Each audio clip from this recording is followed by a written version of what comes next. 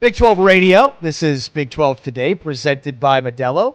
Along with James Westling, Austyn Iven in studio with us today, the former Oklahoma State Hooper. Great to have Austyn with us. Talk a little women's hoops now with Austyn. All right, so I don't know that anybody expected Texas Tech to be doing what they're doing right now. And, TCU certainly. It feels like there's an emergence here of a top tier of the league, but I wonder if it's what we expected.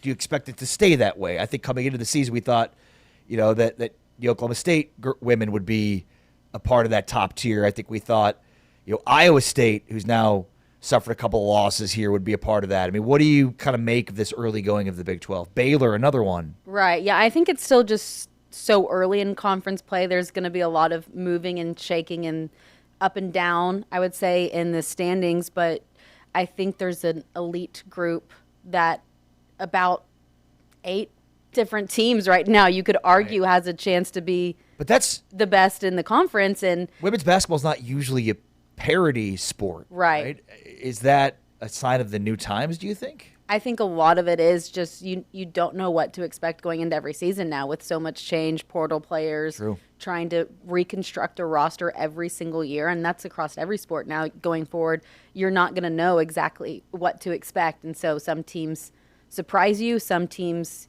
don't play up to those expectations that you were hoping for as a fan. So I think it's makes it entertaining, that's for sure, because you just never know what to expect on any given night, especially, going on the road. If you can go get a win, that's hard to do, but it makes it fun, and it's a competition level that has really risen in the past year or so, I'd say. Yeah, definitely. TCU in their rise, they're 15-1 and 3-1 in Big 12 play, but they already have a loss, and they didn't lose, I think, until game 16 last year in Big 12 play. So there's only one undefeated, and it's that Texas Tech team you were just talking about. But also Arizona State is 16-1. Right. Those are two teams that finished at the bottom of the Big 12 last year. Exactly. Yeah. So which one's been more surprising, the start that Molly Miller's had in her first year or just what Texas Tech has done? I would probably say Arizona State, just with a new coach and what they've done, because you didn't know what to expect. I think Texas Tech had some great pieces from last year that were still coming back, and so they were just building upon that. So I would probably go with Arizona State if I had to pick one that's a little bit more surprising, but I think Coach Molly Miller is a great coach. We talked about this last time. I think she would be a really fun coach to play for, so I like what she's doing there. Now, why do you say she'd be fun to play for? Because you played at Oklahoma State, so what are the characteristics that you think, hey, that'd be really cool to be a part of? Well, I think just one thing that's kind of unique for me is I really never had a female head coach. I had all male coaches my entire life, from AAU to high school to college. And so I think that's a different dynamic. She seems so relatable, but then still holds everyone accountable at the same time. Definitely a player's coach, has a great energy about her. The way that she just has everyone bought in. You just believe what she says. And I just think that is an infectious energy that she has about her. Last year, TCU won the Big 12 with 2 losses. The year before that, Oklahoma won the Big 12 with 3 losses. What do you think is the number this year? Gosh. More or less than 2 losses? I think it would be more. I think it could be, easily. I don't know if it will be, but it easily could be a team with 3. We have, 1 team undefeated. Then we have 5 teams right now that are 3-1, and then another 5 teams that are 2-2. So, that just tells you right there, there's 11 teams easily in the conversation. When I look at Texas Tech, and I keep thinking they're going to come back down to earth, but then they go on the road and they win in Morgantown on Wednesday against a West Virginia team that's top 25 in the net rankings. People don't win there. And then I look at Iowa State, and they get beat at home against a really good Baylor team. We had Talia Scott on the next day. She hit the game winner. But then they lose at Cincinnati. And Audie Crooks, and she's been so good, but it's going viral, how she struggles defensively. Just what's your take on Iowa State, and is this a bigger issue, or is this just a little minor, bump in the road for them? Yeah, I mean, I think the first thing, though, talking about the conference as a whole, it's interesting because every team definitely has their own unique style of play. It's not like it's a Big 12 where every team plays the same, like West Virginia, so fast and athletic. Iowa State with Audie Crooks, definitely has a dominant player down low. And I think with you talking about the defensive stuff for her, she's so consumed with not getting in foul trouble because she knows her importance and value of being available and playing. And at times she's picked up offensive fouls, so she's overcompensating for that defensively, I think, at times, and maybe not sliding over and helping. And it's not because she's not a good teammate, but I think she's just so worried about picking up a foul. And so it's a hard balance for her because she is such a unique player that she might get calls that other players would or wouldn't get just because of her size and the impact that she makes. Yeah, here's Austyn, take a listen to this. Here's Bill Fennelly talking about Audie Crooks. Yeah, we need her to play better, and she will. I mean, it's not like we haven't seen it in the past. You guys know me. I'm a baseball guy, and, Shohei Ohtani goes 0 for 12 doesn't mean he's a bad baseball player. It happens. He expects a lot out of her. I think he probably would say that about everyone on the team. We expect more after the last couple games, not just Audie Crooks. I mean, he was saying that after they won and she had 40 points. She could have gone for 50. So, he has very high standards. But I think it's not so much Audie Crooks. I think it's everyone else as a whole. You can't put so much pressure. She's the nation's leading scorer, and she is getting to that average just about every single game, even in these losses, and she's being efficient doing it. She's drawing so much attention. The supporting cast, they have some solid players surrounding her, but the past couple games, their production hasn't been as high. So I think Coach Finley would probably say that just about everyone, that they need more out of them. One of the other teams I want to get you to comment on is Texas Tech. We kind of have briefly talked about them. Obviously, they're the huge story in the Big 12 right now. Here's what their head coach, Krista Gerlich, said about the 17-0 start. I do think we're pretty tough. I think we're really balanced. I think our kids are playing really well together and really confidently. I think we defend very consistently, and I think that's the piece that has probably elevated us into the rankings, to be quite honest, is that we can defend so that when we're not shooting the basketball well or maybe not playing as well offensively, we can still find a way to win basketball games. So I'm happy with the way we're playing, but obviously never satisfied and want to continue to grow. And we don't want to peak for sure, and I don't think we're anywhere close to that.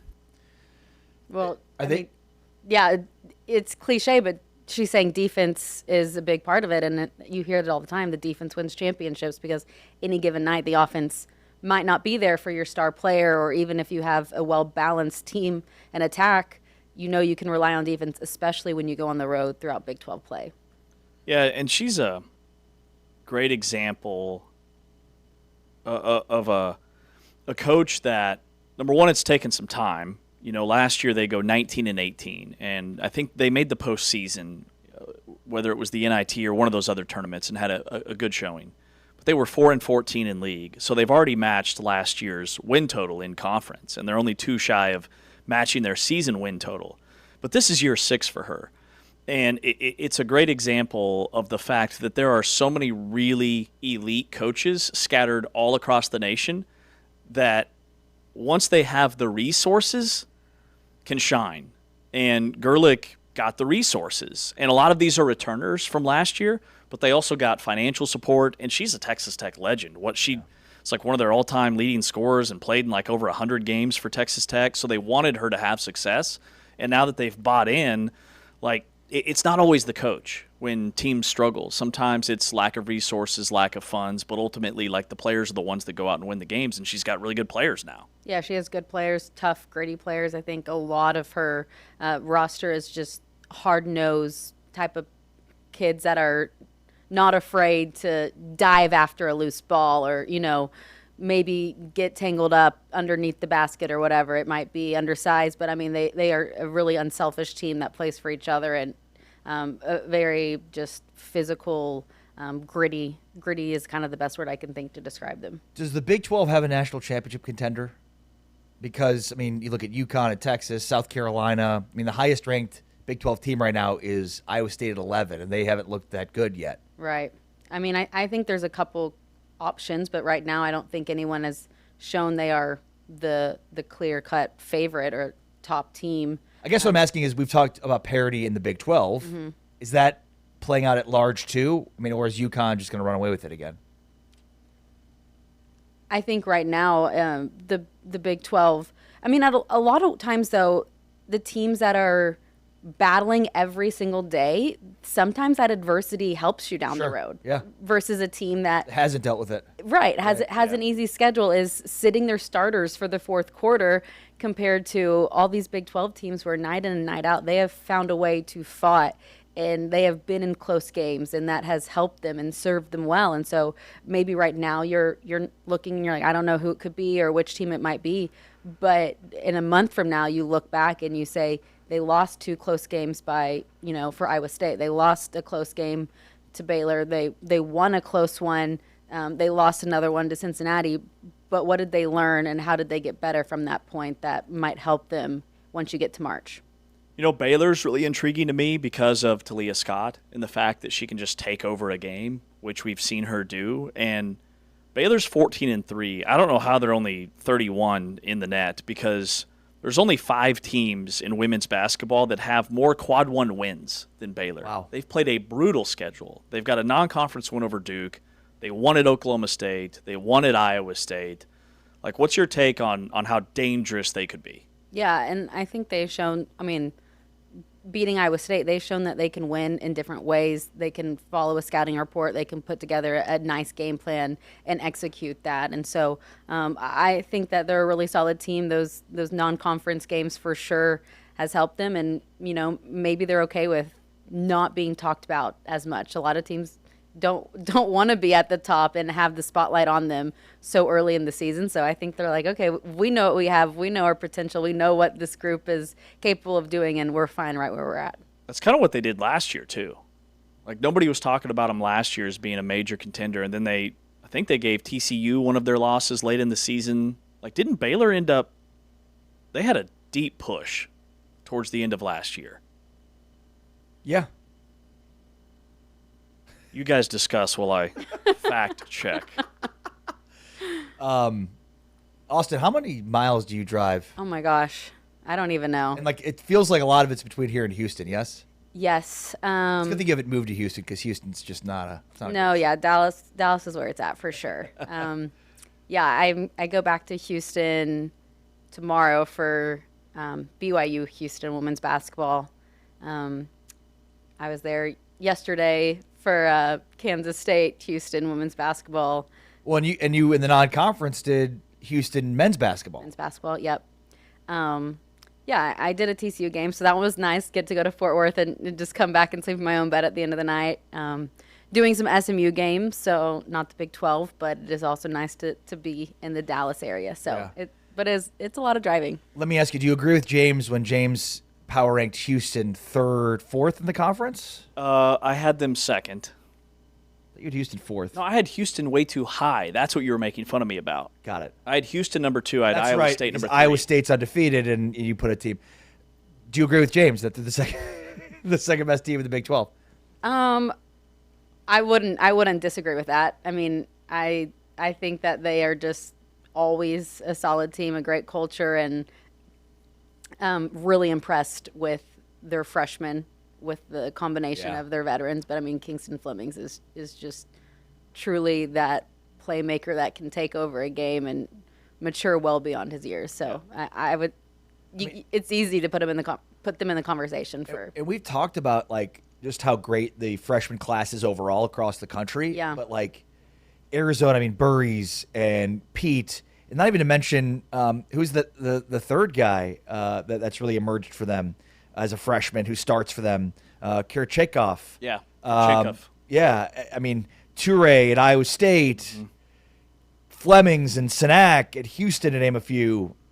And because of the style of play that Houston operates at, they're 360th in adjusted tempo. It's just less possessions per game. That's not necessarily because they try to slow you down. When you watch them offensively, they're still full throttle. They slow you down. Yeah. Mm-hmm. Because you can't get a shot off until deep in the shot clock because they're so aggressive defensively. You watch them in person, and they're just as good as they were last year. They got to the national championship game.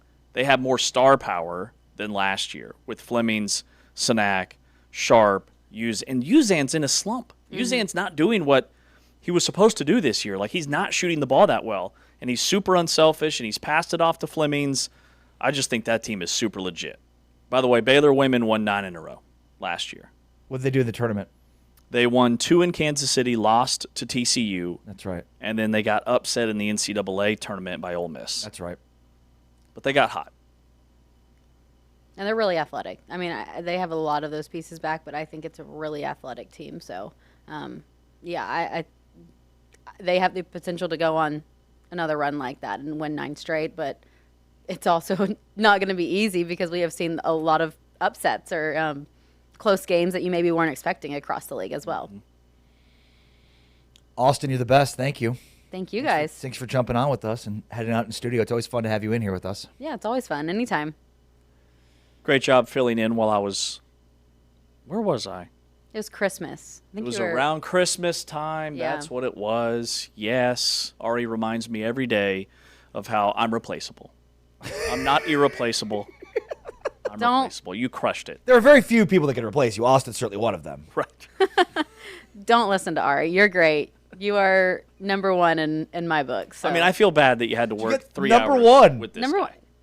What'd you say? I feel bad that you had to spend 3 hours with this guy. She did a great job. I know. Fantastic job. You were much nicer to her than you are me, though. You think so? Yeah. Well, next time, I'm going to have to not be so nice. You got any big plans for the weekend? Driving back to Houston, I guess? Driving back to Houston. Then nothing Sunday. Nope, nothing too out of the ordinary. That's pretty much my typical Who weekend. does Houston play? BYU. Houston, their game against Kansas State, they had 4 players ejected. I don't know if you saw. There was a major fight. Okay, it was a fight. It was fight related. It was a fight.